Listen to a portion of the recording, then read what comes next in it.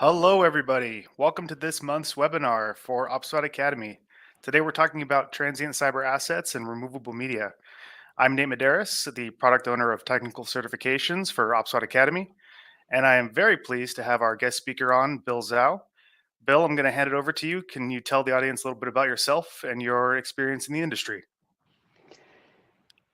Thank you, Nate, for having me here. Hi, everyone. My name is Bill Zhao, and I'm an engineering director at OPSWAT, working from the San Francisco office. My industry experience has most been focused on cybersecurity, cybersecurity defense, and I've been working at OPSWAT for 3.5 years now. And before that, I worked in other cybersecurity companies in the Valley, like McAfee and Symantec. All right, very cool. Well, today's topic, we're talking about transient cyber assets and removable media, things that you're bringing into an organization. So, can you kick this off? Tell us a little bit about what transient cyber assets and removable media are. Let our listeners know who may not be familiar with these terms and how these factor into the larger cybersecurity landscape. Of course. So, what we call transient cyber assets, short for TCA, is that everything that's actually not permanently connected to your IT network, to your fixed IT assets, like your workstation servers, and that's not constantly under surveillance control by the IT security team or OT security team. And some examples are removable media, like laptops come in and go, and diagnostic tools, and anything that can travel between one site and another, or from a vendor to a client. Okay, That and then from a security standpoint, so we're we're looking at transient cyber assets like I am the operator of a power plant, and one of my relays needs to be firmware needs to be updated for the relay controller. I don't own the software for that controller, so I need the vendor to come in and bring their laptop to do whatever work they need to do, right? And maybe that's one scenario, and that would be under the transient cyber asset umbrella, where that's that laptop that's not part of my network. I now have to have some kind of security practice in order to defend myself against, um, you know, malicious material that may be on that laptop, even unbeknownst to that vendor. Right? I'm letting those things in. On the other hand, we're talking, with removable media. I mean, everybody uses USBs. If you want to install Windows on your PC, most people just put it on a USB and install from there. So we have to approach these things with very different um, technologies and very different processes. Uh, the idea of kind of lumping them together as we did and as we did for this webinar is really to talk about what's the impact of bringing something into my network externally that I don't have full control over. So can you give us a brief you know cybersecurity perspective as what it is how one would first tackle the problem of what do I do with this vendor's laptop, and then what do I do if the vendor doesn't bring a laptop but brings in a USB? okay, exactly. Right. So first, why a vendor actually needs to bring their own devices, either their laptop or USB media, and sometimes it could be SD card as well, right? Because uh, we usually have a air gap network, right? And they cannot, and we do not accept the emailing in, right? Or like offer us to download from their website. Right? No So external those are access, yeah. right. Those are specialized equipment. They're not necessarily connected to the internet, and so they need to be serviced by authorized technicians. So they need to bring those software firmware updates, those assets in. And we should trust that vendor has put in the proper cybersecurity control, security policy in, that they are bringing in devices that's pre-scanned, but we also need to verify, right? And it could be during transit, right? It could be intercepted by people, right? So the devices might be left on the coffee table when the technician was going to the Starbucks restroom for like 5 minutes. And so we always need to verify on the customer side, right? Because we have a different security policy process to follow. Okay, so scanning those devices, scanning for malware is actually very important. I think that concept is pretty intuitive. I mean, we all know about computer malicious content, or even just access policies. Like you said, leaving a laptop with a policy that lets it stay unlocked for too long can be a dangerous thing to do as well. That's more of an intuitive um, concept for probably a lot of our learners, where we want to have antivirus software. We want to potentially do a compliance check to make sure that these minimum access is enforced. Now let's shift a little bit to removable media threats, because I think that this is kind of has uh, a less clear threat vector that a lot of people don't fully appreciate as well. So I'd like to dive into this a little bit, because it's completely fascinating to anybody that's taken our content to learn about it. We've got all kinds of questions relating to this. So a USB, it's not very threatening. Just looking at it, I mean, everyone uses it all the time. But what kind of um, you know actual threats are we subject to by using something so simple? Okay, so the USB, yes, we get them, from everywhere, right? So you could, have one in your pocket that, in some certain times, like, the file are blocked by your IP control, and so you can just, stuck in the USB drive and make a, quick file transfer, and you can, get them in trade shows. It could be mailed to you, right, as samples, right, as marketing material. And but these devices could be loaded with malware, and it could even be a target attack. And it's also a source for cross contamination. You can have all kind of IP control or separation of the network you can have, but the USB media, it's very small, and people tend to overlook them. And it can be a hidden bridge between your segmented network. And so if malware is loaded onto that, it would be the bridge for cross contamination. Do you have any? Can you give us any examples of significant security breaches in the past that occurred due to removable media threats? Yeah, I can actually give you two. One is, the first one, that's, a breach through a USB drive, and another one is a more recent one. So the most famous cybersecurity breach that caused real damage is original Stuxnet.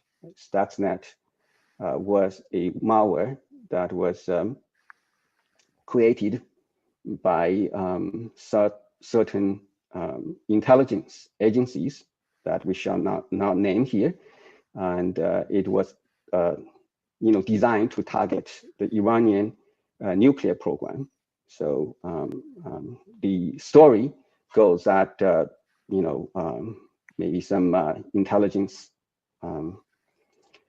secret agent man dropped a USB drive in a parking lot out of Iranian nuclear facility. And some technician found the USB drive. Oh, like a free USB drive. I wonder if it's 16 megabytes or 32 megabytes. Right. So the technician brought it into the nuclear facility, plug into his computer, and there were malware on there that utilized multiple zero-day vulnerabilities of the Windows operating system, and was able to contaminate the Siemens industrial control machine, SCADA machine, and it actually caused physical damage and destroyed the centrifuges inside the the facility. And so some people may say, did the security or the intelligence agencies foresee that this Stuxnet could actually spread out of that facility and infect the rest of the world? I guess they didn't think that would happen, because this would be going into a air-gapped facility, right? So once the damage is done, it will be contaminated. It will be contained, but that's not what happened. The Stuxnet actually spread to worldwide, and I think our infrastructure also get affected by this malware, and this is another example of cross-contamination.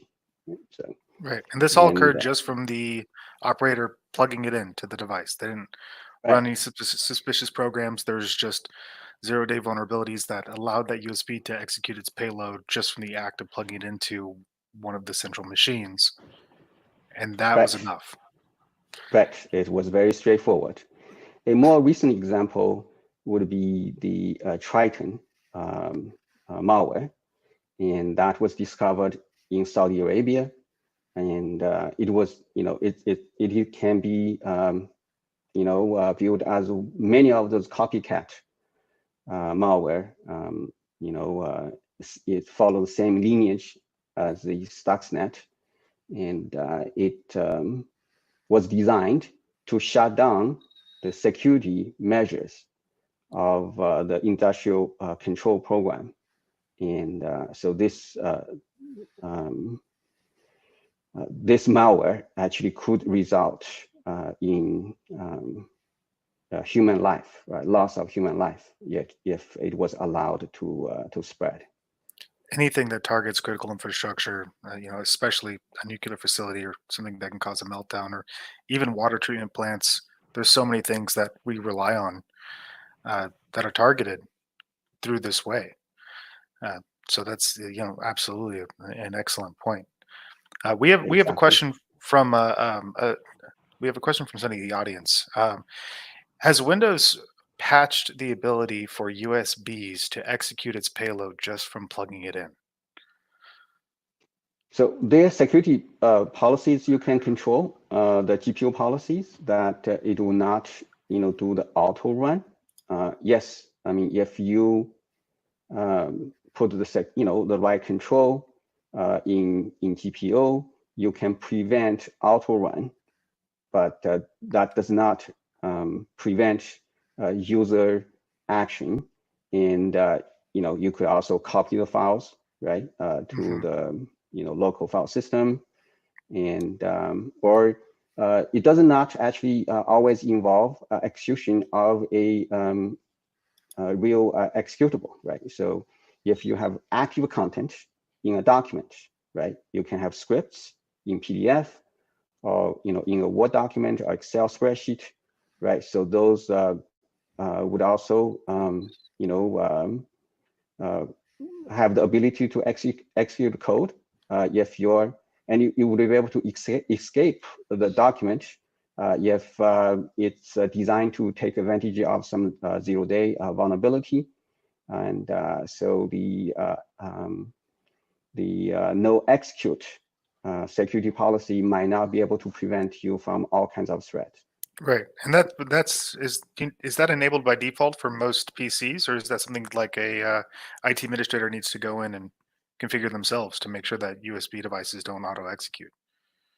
So if you if your computer is joined on a domain, I believe the vast majority, if not everyone, organization would actually have that policy enabled. A sensible pretty standard policy should, yeah. Okay.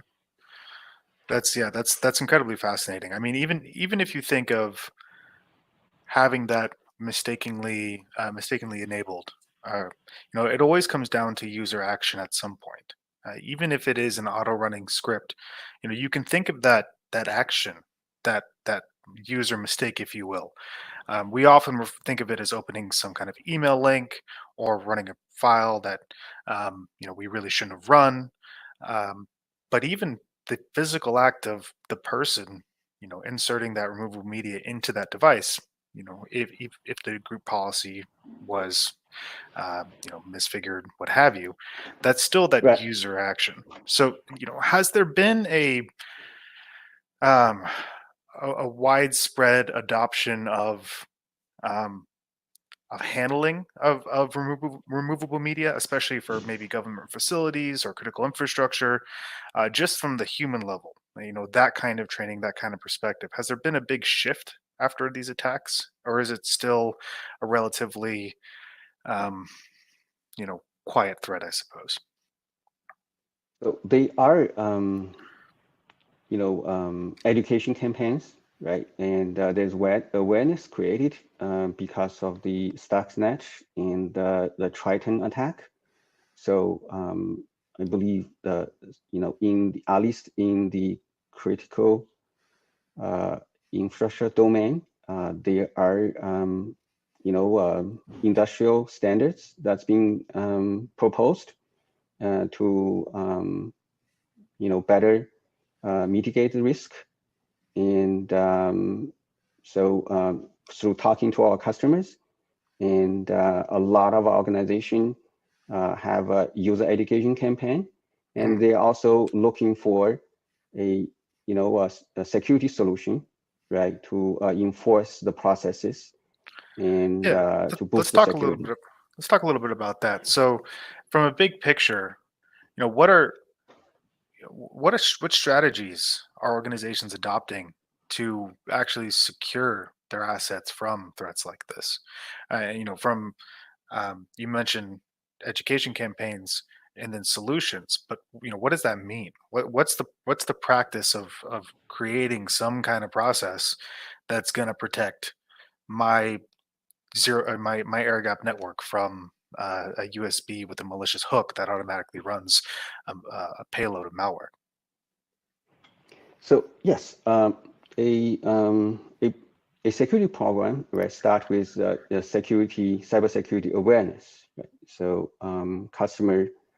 the employees, right, should be at least aware the threat of a USB media and other forms of removable media, right? Just like, there's a lot of training and, in awareness in phishing attacks through emails, Right. and removable media might be overlooked. So the training needs to be there first. And then there should be some physical control, right? So, people would know, like, they should not bring, company laptops, right? And if it's a vendor, right, a supplier, they bring their laptop, usually there will be someone to actually examine that and have that, asset registered, right? So at least, you can keep track of that. And, but the USB media might be overlooked, right? It Right. could, nowadays USB media can be very small, and if you're talking about micro or mini or micro SD card, right? So it's tiny, right? Smaller than your pinky fingernail, Right. and Yeah.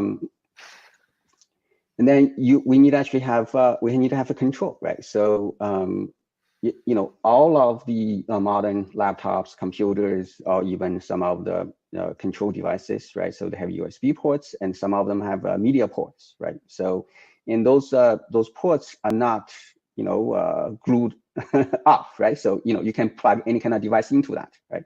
Right. So yeah, it's, if you need to patch network, or you need to connect to the network, at least you maybe it has security control, it has VLAN control, right? If it's Wi-Fi, you need a password, right? Somebody need to give it to you, right? But a media, right, you pop something in, right?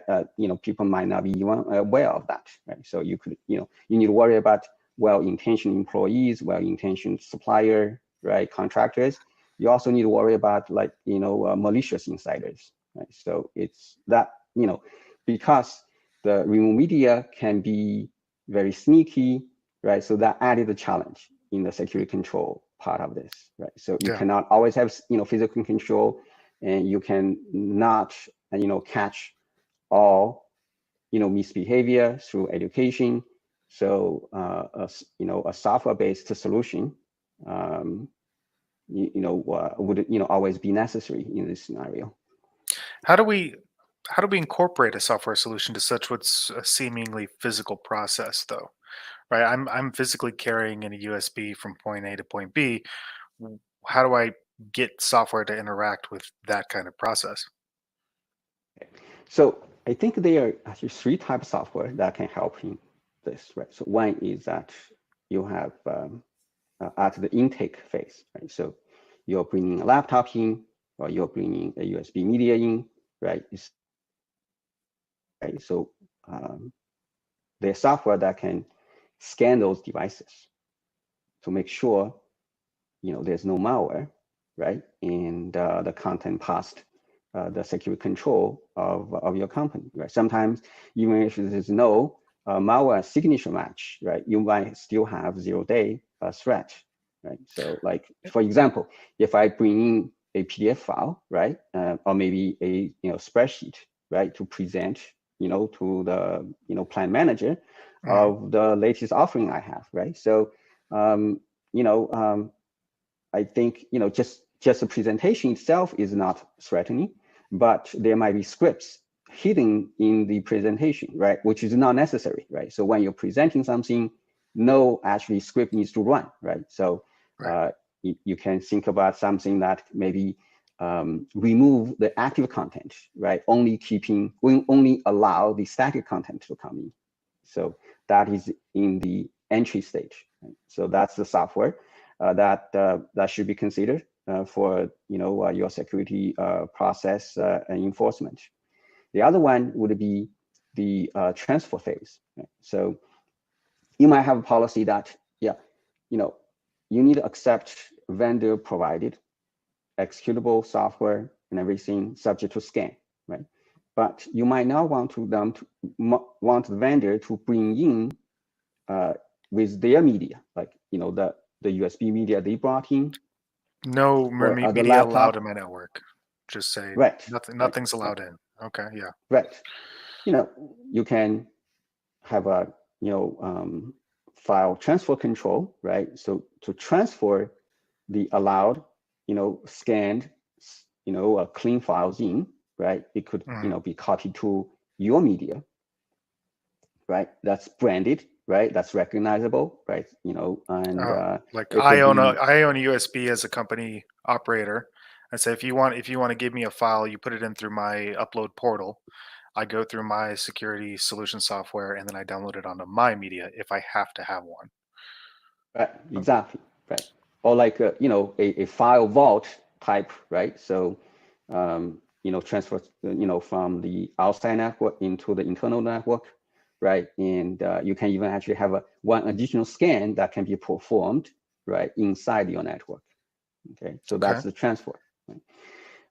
The third type of control you can put in is at the point of use. So like if you have a SCADA machine or HMI device, right? Those are typically not managed by your IT network, right? They're not joined as a domain device. Right. And so, the USB, disable, USB auto-run feature, right? That was actually part of a GP policy, right? Might not took effect over there, right? Maybe it's not applicable, right? And you can have all your controls like file transfer, point of entry, right? Control there, right? But, I could always have a USB drive in my back pocket, right? And I forgot to scan, right? And in the haste of things, maybe I just, whipped out the wrong USB drive, unbeknownst to me, right? I plug into the device, right? Oops, I And used my whatever, malicious one. right? Yes, I probably have some plausible deniability, but regardless, right? So if you don't have some control at the point of use, right, and that would relegate all the previous controls that are useless. Right. So you need to consider maybe have a hardware control or software control on those devices inside the air-gapped network as well, and to truly have an end-to-end security control for in defense of any kind of attacks that can be launched from removed media. Okay. I mean, that's great. Three ways to do that. I'm really interested in diving into actually all three of these just to visualize. Talk a little bit about how this would actually be executed. Let's jump back to the first scenario that you talked about with the point of entry, and you mentioned either scanning a laptop or scanning a USB. Let's walk through what this actually would look like in the real world. So if I have a laptop, I provide it to some security technician or operator at some point when I enter the facility before I can bring my laptop any further, and I'm using some kind of software to scan the hard drive of that laptop. Is that correct? Yes. So we we OPSWAT does have an offering, and that actually can scan your laptop. So the way it works is that we have a product called Meta Defender Drive, and it would it can plug into your laptop while it's powered off, and you can boot up the laptop and change the boot order and to boot from the USB drive. And we would launch our product inside this embedded environment, and we employ 5 malware engines and our CDR engine that will both scan for malware and also potentially to disarm active content that would go into the network. And so this is actually much more powerful than the single vendor virus that was Right. active inside the laptop. And it also has the capability to scan for rootkit, right, the boot sector. And Because you're booting right from the motherboard into the USB, so it's actually able to check that information as well, rather right, than just an exactly, OS level scan. right. The a built-in antivirus software typically only get launched after your operating system is fully booted. Okay, if something were to happen before the loading of the Windows operating system, right, the built-in software running inside Windows will Hmm. have trouble to detect threats before it is launched. Okay, that's fascinating. So that's one way that we can address um, devices, transient cyber assets. Now, what about removable media? Right? You mentioned there's a solution to plug in a USB that has its own environment that you scan, but you're not going to plug a USB into another USB. So what do we do in those cases when we have, something like a USB that we need to bring in, and we want to do that scan at the point of entry? What do we typically do? So typically, you should in, install a kiosk-like virus scanning station, and Like a physical so machine kiosk. right, Okay. and some customers, they would actually have a laptop, right, a spare laptop, right, Right. and that runs a antivirus software on that, and if you have USB media brought into the network, right, it just plug into the system and scan and auto scan for virus. So there are a lot of flaws in this approach, right? So first, there's only one vendor, right? So a lot of threats are discovered by the security vendors Mhm. that's co-located with the original author of those malware. Right? So typically we see that if a malware is actually developed in South America, right? South America, malware vendor would detect that first, right? Right. And if it's in Asia, right, Asian security company would discover that first. So the threat, regional, and the intelligence, the regional as well. Like the first one, I noticed those kind of threats. The first one would actually analyze them, right? Get a Right. sample of those things, right? So if you have a 'Cause- single vendor, right, you actually have holes in your coverage. because it matters. It matters the time it takes for that malware to be discovered, for the vendor to create a signature definition for that malware, and then to update their own, customer base of, using their product anyway. And that time's going to be different for each vendor because it's a process for all of them. Right, right.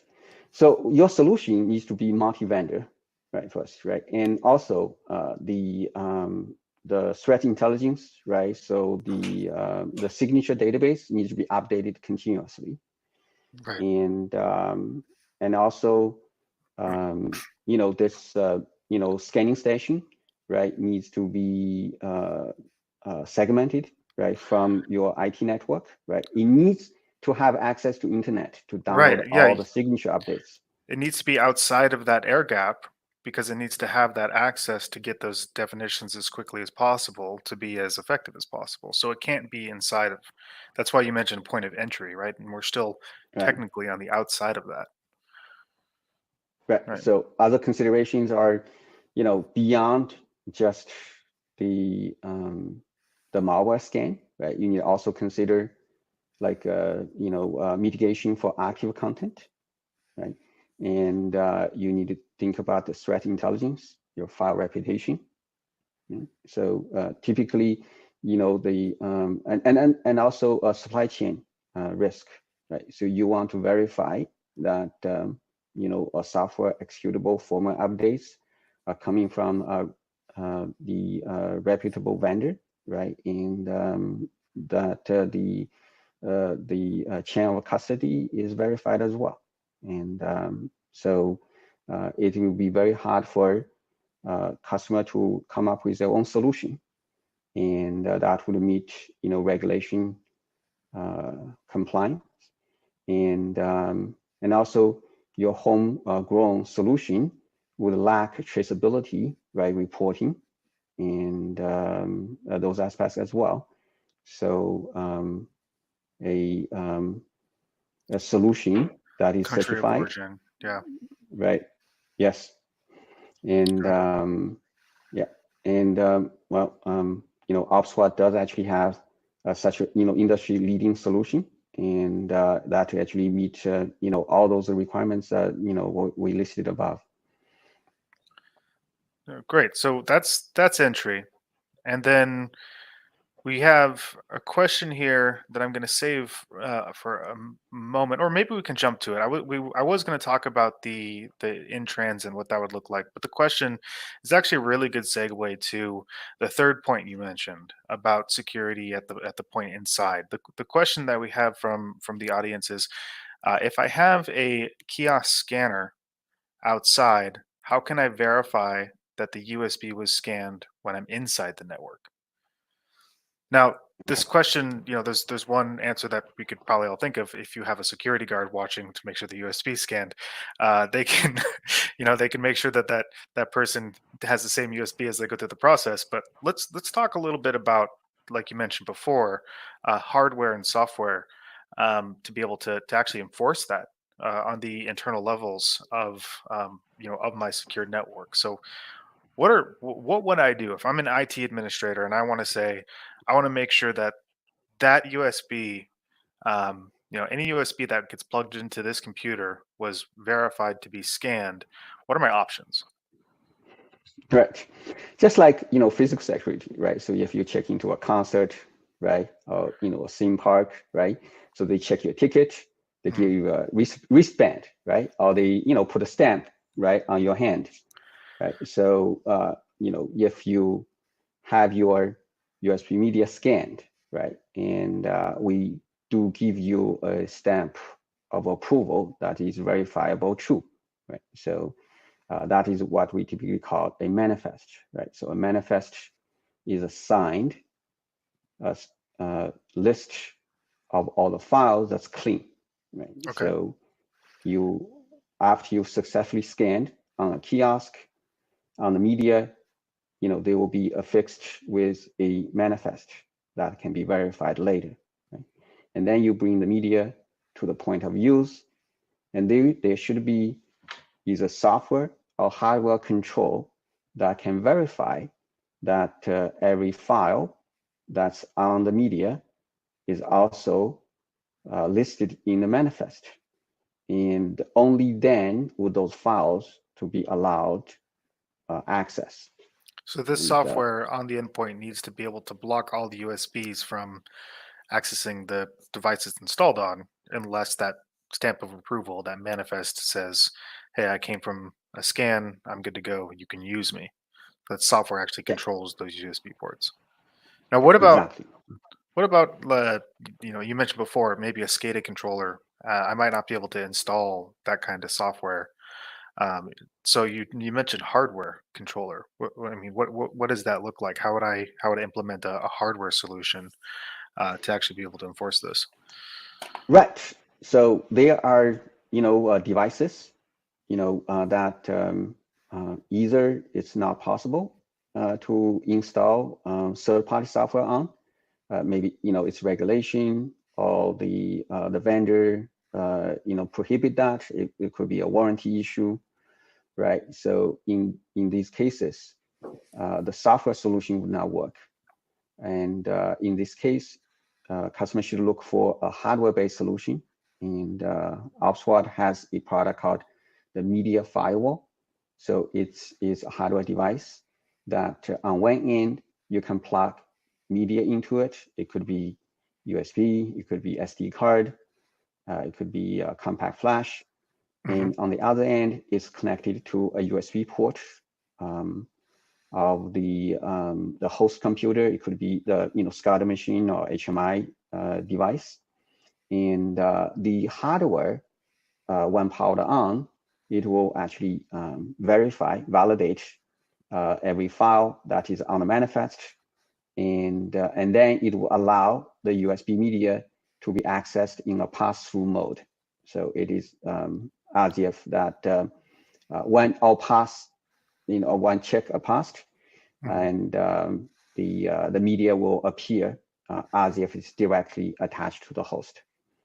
Okay, so that external device is going to be handling the check to make sure that that USB got the stamp of approval from the scanning station that happened back at the point of entry. And with that, I can use it with all my Right, systems that have USB ports, even if I can't install software necessarily on them. right, Okay, great. And yes, I hope that that answers the question about how to enforce this. So, before we move on, I do want to go back. I don't want to skip over your second point completely. I want to go back a little bit with data in transit and being scanned. I mean, to me, this sounds inherently like I already have more control as an IT administrator. If I have an environment where maybe it's physically difficult to get to, or there's other kinds of controls around that environment where um, people are maybe accessing those resources locally, or those human machine interfaces within the network don't have USB ports on them, or whatever it is. And I can say the only way to get files into this network is on a secure file server within the network. And the only way to get those files to that secure file server is through one way, whether it's a data diode or just a single connection allowed through the firewall, however that's configured. To me, inherently, that means I already have more control of the situation. So, the implication here is that we would scan those files when they're being uploaded from the external location, uh, and then being transferred over to that internal secure network. Right. So in the in a facility, if a facility is air gapped, that means there's something worthy of protection, right? More than some other things. The internet's pretty And useful, so typically, yeah, people will tend that way unless they have to. right. So with heightened security needs, they imply that the value of the attack, right? So the more protective of something, the more motivated the attacker, right, would be. Right. So so we need to be in some situations, I think a little bit paranoid would help. And in those extreme situations, you want maximum security that's available in the most recent technology advancement. Right? So in those cases, you can go out. Right? So not only you can actually have point of entry control, Mhm. right? You can do the multi-scan, you can disarm any kind of potential zero-day threat, right? You can verify the whole supply chain, and then you can allow the files to be uploaded to the air-gapped network.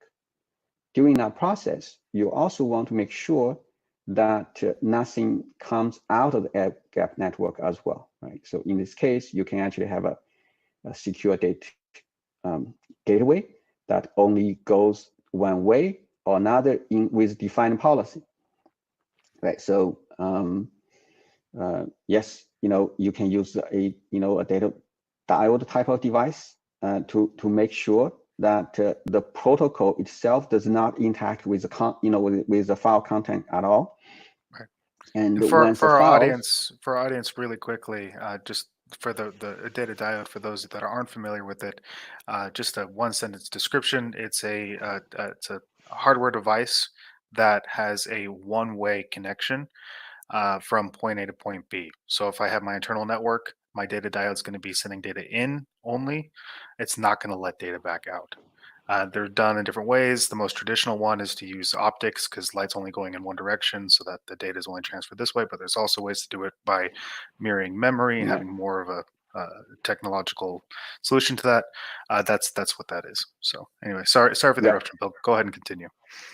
Yeah, that helps. That actually is another application of the principle of separation of control, right? So if you have the light going one way, that means that even if you actually have the most clever tricks that you can play in the content that can interact with the protocol, right? It's just physically not possible, Right.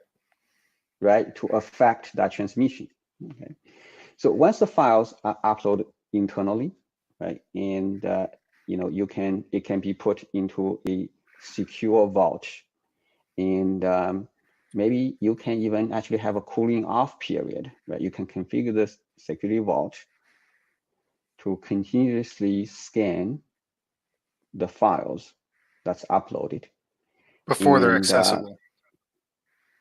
right, And that because that that goes back to the definition updates then, right?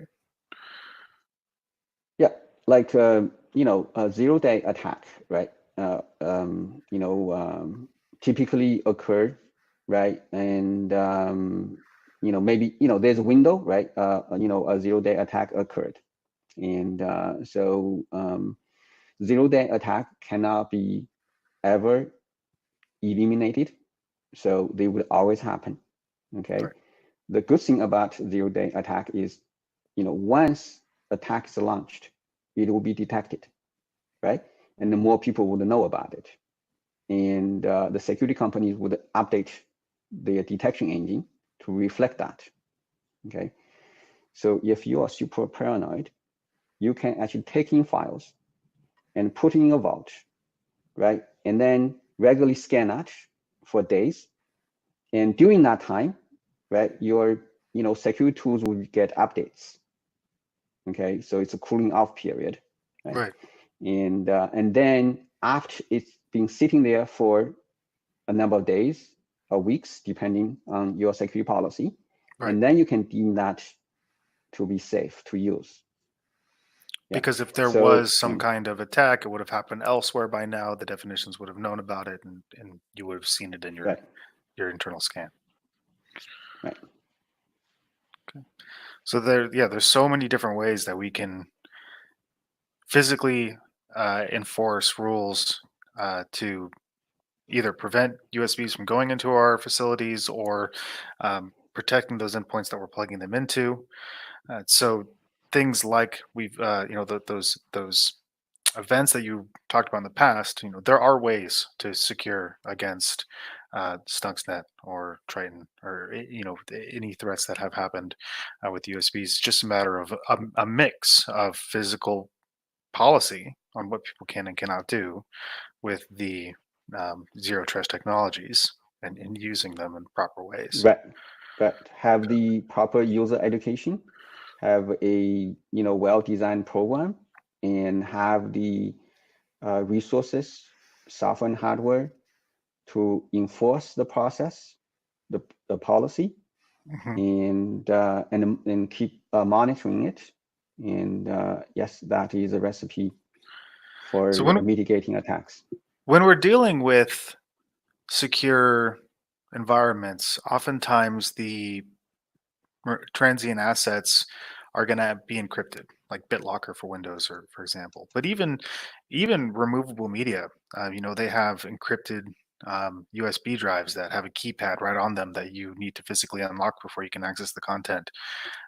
If there's something that's important to that internal network and I need to scan it, I know how much of a wrench does encrypted media and encrypted hard drives play into this role of processes. I mean, we need to find ways to be able to still scan them. Yes. So the encrypted media is a double-edged sword, right? So in one way, it boosts the security, right? So a hardware or software-based encrypted USB drive, it's not as susceptible from a drive-by attack, right? So if you check your luggage, right, and at the gate, right, because it's too bulky, and it has USB drive in it, right? So it so you would lose control for hours, right? So Mhm. you might not know what happened to it. But if it's encrypted, right, it's going to be harder for third party to load malware onto that. If they cannot read from the device, it's harder for them to write to it as well, right? So that's one mitigating factor for encrypted media. On the other hand, right, so you need to make sure you would be able to scan those devices, right? So um,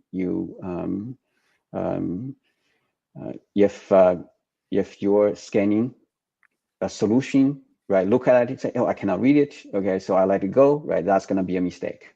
Yeah. Right. So your Yeah. solution needs to be able to decrypt and scan everything. Got it. And I think that's a really good segue into the last item I want to leave you with, where I always let my guests talk a few minutes about the solutions that they're working on here at OPSWAT. And maybe you could talk a little bit about how we handle those kind of challenges like encryption and just other things that you'd like to share with the cool things that you're working on here. Okay, absolutely. Thank you for the opportunity. So in OPSWAT, I'm working on a number of products that's relevant to this sector. So one of them is what we call Meta Defender Kiosk. So it is a hardware appliance, and it's also available in a software form that you can install on your own infrastructure. And the appliance, what it does, it can take in all kinds of removed media, right? Be it like USB media, USB-A, USB-C. It could be, CD, DVD, disk, It could be compact flash, SD card, or even floppy drive. And so we scan all kinds of media for malware. We have a multi-scan engine. You can have like 8 engine, 12 engine, 20 engines. It can be like 30 plus engines. And we can disarm active content. We can check the file reputation. We can check vulnerabilities and not necessarily malware. And we can check the software country of origin if you actually have policies to prohibit software from any particular country of origin. And we can put a media manifest on the media after successful scan, and we can copy your file content into another newly wiped media, and we can copy the files to a file vault or any other network file destination, and it has integration with our own data dial solution. It also integrates with third-party data dial solution for file upload into air-gap network, and that is the point of entry.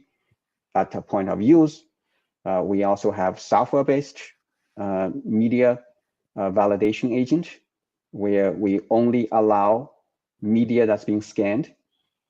And if you cannot install software, we have what we call OPSWAT media firewall that will enforce the media manifest, enforcing the scan, and that is compatible with any kind of device that has USB connection. Right? You can actually have a device that that's running a proprietary operating system, but as long as support USB, you plug in one end to it, the other end is any kind of media device, and we would be able to do be the bridge, and we will be the secure bridge enforcement on the point of use to link everything together, point of entry, the data in motion, and point of use. Very cool. And then about that point of entry, you mentioned that this is the kiosk solution where you plug in the USB. What's protecting it from those very same threats we're safeguarding our internal assets for?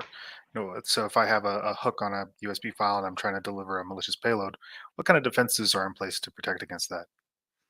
Okay, so the kiosk system we have, it comes into contact with all kinds of malware regularly by design. Right. So the way we preventing the kiosk itself from infected by malware viruses is that we never actually execute anything from the media, right? So we only read them as binary content, and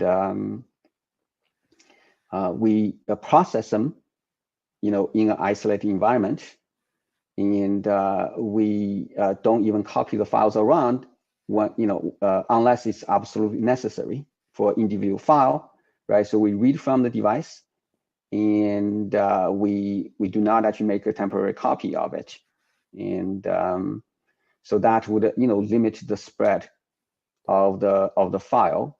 And after we done scanning, we'll clean up the environment, and the system, the software system we run on is also hardened. So right. We have control in there that will prevent any kind of unauthorized modification of the system. So those are the some of the security measures and design considerations we protect us from the malware that we have to interact with. Great. And then what about the encryption topic that we mentioned before?